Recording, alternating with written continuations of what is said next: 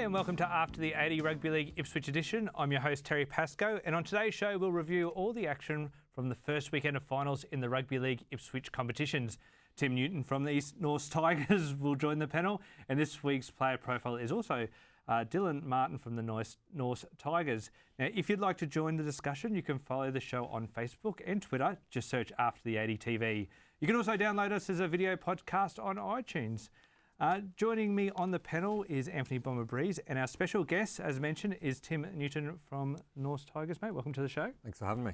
Mate, tell us a bit about your footy journey.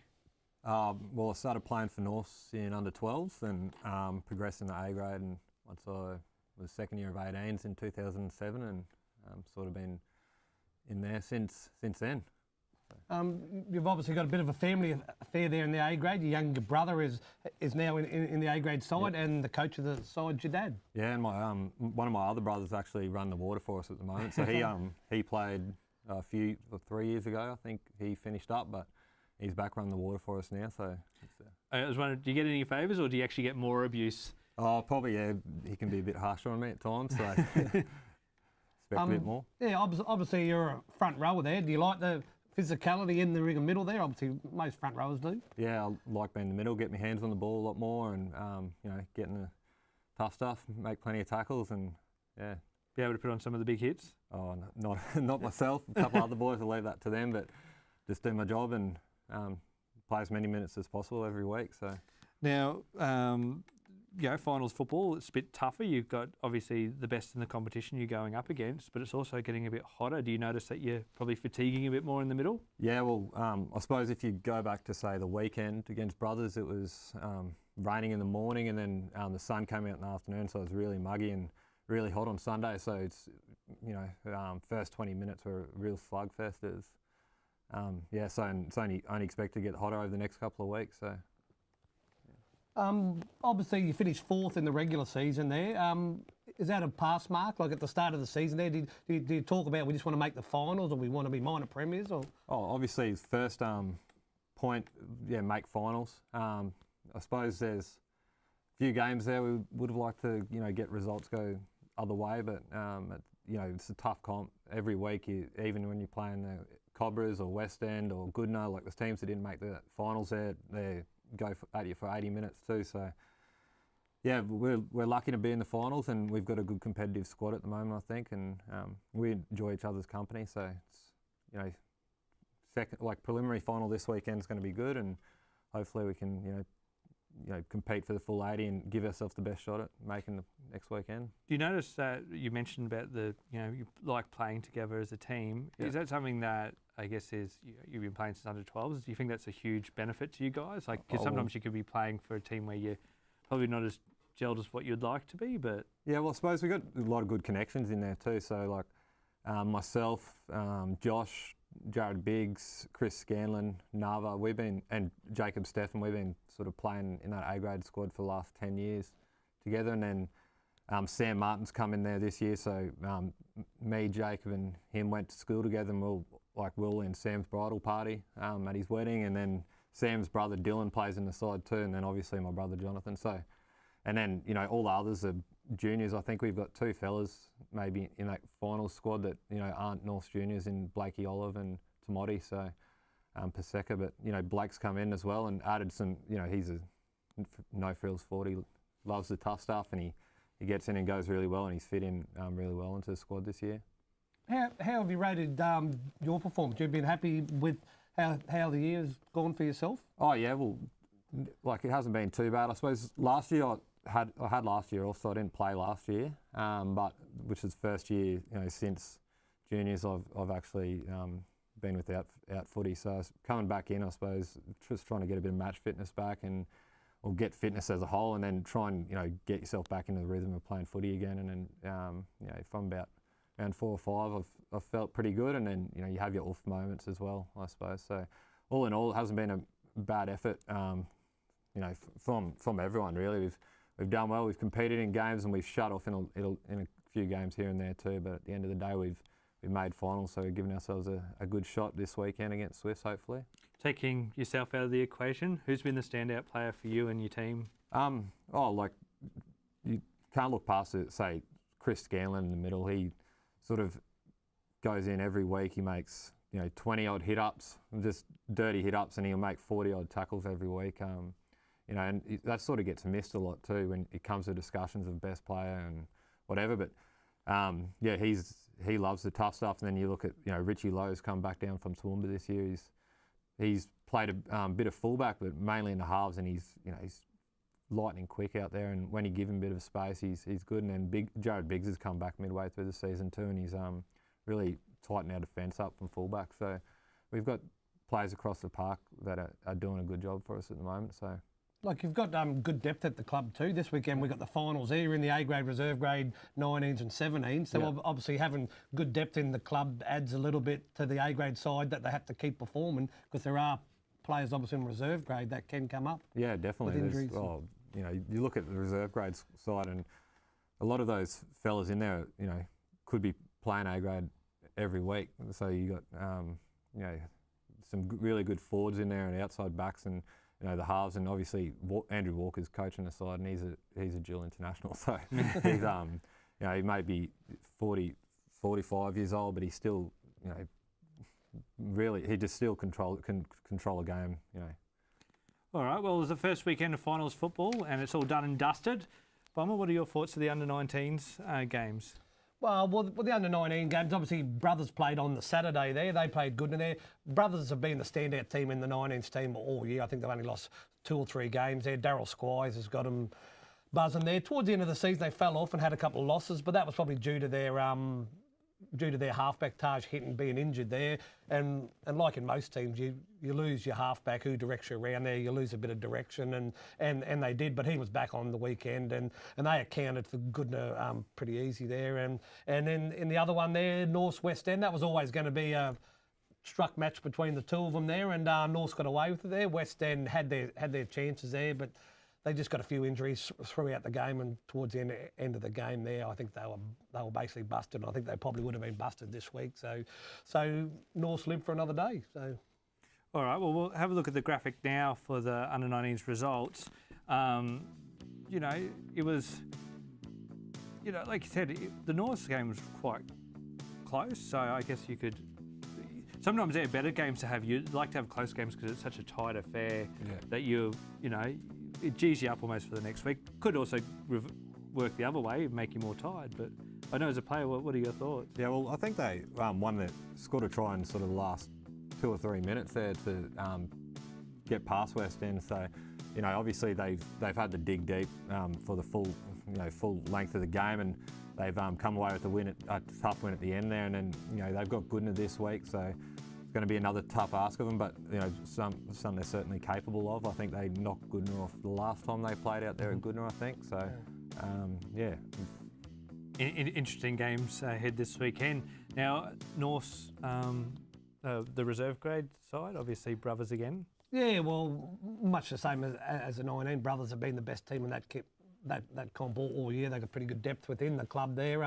They accounted for North there. They just got away with it just after the half time there, and obviously with the quality players that they have in that side there, North are always going to find it tough there, but they kept playing for the 80 there, and as you'll see when the scoreline comes up there, it wasn't a flogging there, so obviously they would have taken a lot of positives out of the game. Moving on to this week there, where they'll battle Swiss, who defeated Fassifern. I thought Fassifern would have progressed through there, but Scotty Island tried his heart out, scored 3 tries, kicked 4 goals, but unfortunately they just couldn't get the job done. It shows the strength of the reserve grade competition, doesn't it? Oh, it's very strong this year, the reserve grade, and it's pretty close too up in that top 4. So yeah, we'll just have a quick look at the results again there of the reserve grade games.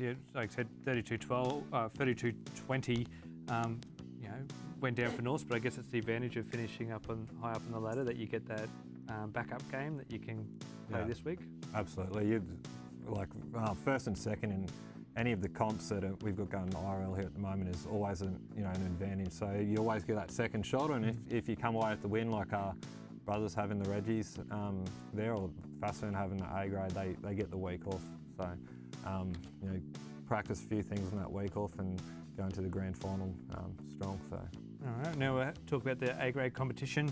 Fassfern defeating Swift, so Fassfern go through to the grand final. Yeah, well, Fassfern, they're on a roll. Like you get on a roll there. They're on about a 16-game roll. So they're the form team. They went into the game as very short price favourites there, and when the scores were tied in the second half there, I doubt they were at that short price there, but they, with the quality players that they've got, they just snuck away with it at the end. And then obviously the Sunday game was always going to be a good affair between Brothers and Norths there, and it was a bit of a seesaw in there. Norths had a bit of momentum, then Brothers come back over and it just seesawed, and then obviously at the end of the game there, just a little bit of individual brilliance just got Norths over the line. So yeah, half-time score was 22-10 to was it Fassfern? So they come out of the blocks really well, but I guess they let Swifts back in, didn't they? Yeah, well after starting the game there, Fassfern, they were just on fire early there. They scored 4 tries, and a lot of them were out wide there with Ellie Carter out wide and Lavini, and they were just basically unstoppable. So that was just how Fassfern do play. And North's your boys defeating Brothers. Yep. Big clash, and I guess gives you a lot of push towards playing Swifts. Yeah, I thought we defended really well. Brothers like to play up the middle, which I think Swifts do a lot too. So they've both got a lot of big boys in that middle area of the field. And Brothers, they've got Jake O'Doherty in the middle there. He likes to offload a lot. So I was really happy with our game in there, containing someone like him or a Denman Ayu in there with the offloads, and then they like to get it out wide to their wingers, that Michael Sarley, I think it is. Yeah, he's scored 3 tries. He's a very tough man, but you did handle their centres there, and Lawyer and Brooke Alafipo. Lawyer's been in great form there, and you didn't really see much of him at all. So yeah, obviously the outside backs did really well for you. Yeah.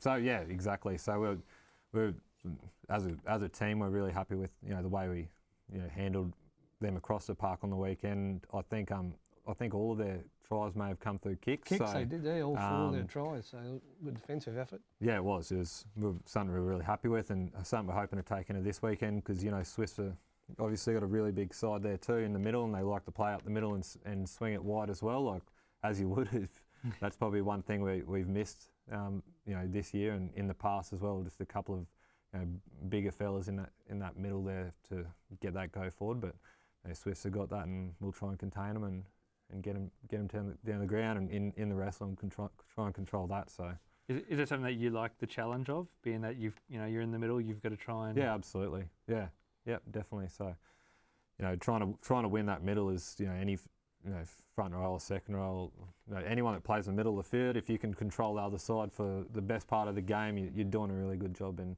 sort of setting your side up to get a win there. So, and obviously with the forwards controlling the middle there, it allows Josh Roberts, who's getting obviously better and better each week after coming back from injury there, right near the end of the game there, or towards the end of the game when you're only ahead by 2 there, he took the ball, ran the blind side and sent Biggs over for a try that took you 8 points ahead. So. Yeah, absolutely. And he's only getting better and better. Obviously he's been out for a lot of the best part of the season with that ankle he broke at the end of last year. So I think he played the last sort of 5 games, and he's starting to get back to his usual self and barking orders and telling everyone where they need to be, which is good, and that's what we like from him. He sets us up really well, and he's got a good edge in Sam, Martin, T, in Tongamonga and Nava out there as well, and then Biggsy sneaking around that middle. So I just want to get a feel from a player's perspective that when you go into an 8-point lead in finals, do you relax a bit? Do you sit there and go, where if you're only 6 points, you're only a try away from being all drawn up? I think it's probably, for myself, it'd be almost the opposite. So you're a bit more anxious, I guess, in terms of, righto, we got to hold them out for the next, if you got 10 minutes or 20 minutes left, you get that lead, but you want to protect it, but you don't want to go in, play the rest of the game trying to protect that lead in the same time, if you know what I mean. You want to be still playing a bit of footy, so trying to score tries and set things up, but obviously defending your butts off to stop the other side, sort of trying to score on you as well and bring themselves back into contention. So, any major injuries after the game at all? So Blakey Olive, he's got a groin injury, so he's probably going to be out this week. But as far as I know, the rest is probably 1 to 17 as of last week. I was talking to T after the game there. He was a little bit sick and sorry too, with a bit of a hamstring or something there. Yeah. But he did say he would be right, obviously. Yeah, he's tight hamstring. He had done a bit of light running last night, and at this stage we expect him to play. And you know, I'd love him to play. He's one of the. He's probably, when he's on, he's one of the best players in the comp. He's hard to contain on that edge, and you know, him and Nava have, since T's been at the club for 6 years or so, they've just been inseparable on that side, and you know, they make a really good combination out there off Josh. So. Yeah, well, last year there they were the Form 1s there. Nava scored that many tries just from T. So yeah, Nava, he's probably, well, I rate Nava probably the best winger in the comp, and he's been there for 5 or 6 years in my opinion. Well, he's just so hard to tackle. Like he's not a big body there, but he seems to run in on there and he can just get through the tackle. Yeah, so he's elusive, very strong. elusive, fast, strong, and that's what you want out there. So, In 250 words or less, how do you rate Brothers' season? Well, obviously, I was talking to Jason Connors yesterday there at the Brothers Leagues Club there. He was probably a little disappointed in his side there. Just a bit of the mental aptitude there. It's like when you score a try and then they kick off, the ball goes in the touch or the ball goes dead there. Just the little areas like that there. He knew he was probably lacking probably a halfback in there. He had players that were in there, but just a talking halfback that can scheme around and move around the park. He thought he was probably lacking there. Like their forwards were probably good. Like I said, Jake O'Doherty's probably one of the best front rowers in the competition. You can't completely shut him down. You just have to try and nullify him a little bit there. And their find of the season, probably their winger, that Michael Sully Mutu. He scored a heap of tries and he scored another 3 on the weekend. So going forward, there are positives there for him. So. All right, well, let's take a look at this week's player profile. Hey, I'm Dylan Martin, 22, and play for North Tigers.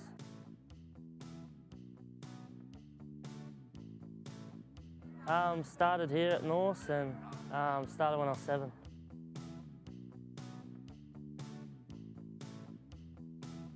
Playing with my brother this year at North. It was good to play with him, and it's hope we win the finals together.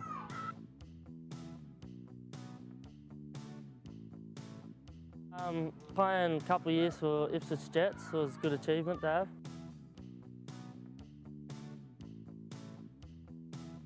have. Jonathan Thurston, just how hard he competes each week in, week out. That's just always one thing I wanted to do, is play high football and play the best football I can.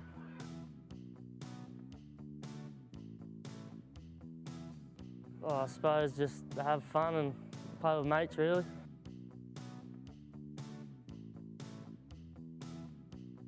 Just to compete hard in everything you do and never give up, really.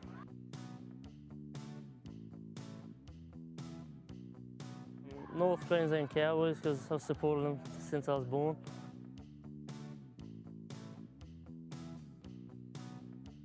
Tim Newton is just the best player we got. He just works hard and there it goes, all right.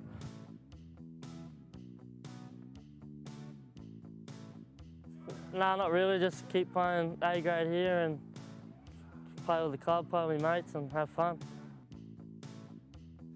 Thank you to Dylan there for the North Tigers. Now, bit of a rap he's given you. Oh, the funny thing is with Dylan, he's always had a bit of a smart mouth around training, but he's taken onto the field now that his brother's playing, so...